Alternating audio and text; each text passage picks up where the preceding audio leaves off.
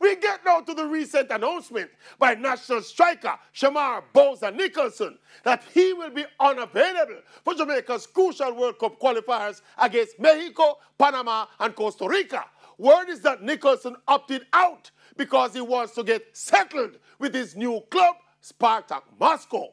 We also heard the term personal reasons being bandied about.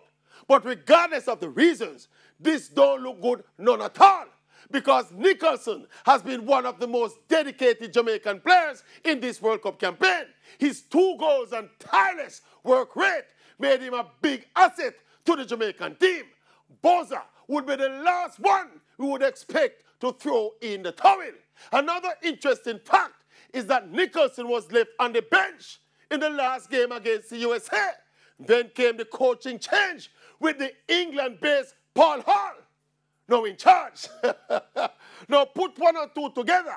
Could that be a factor?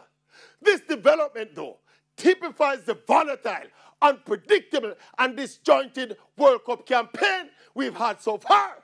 The very fact that one of our main players now has different priorities than to qualify Jamaica for the World Cup, that action in and of itself speaks louder than any words.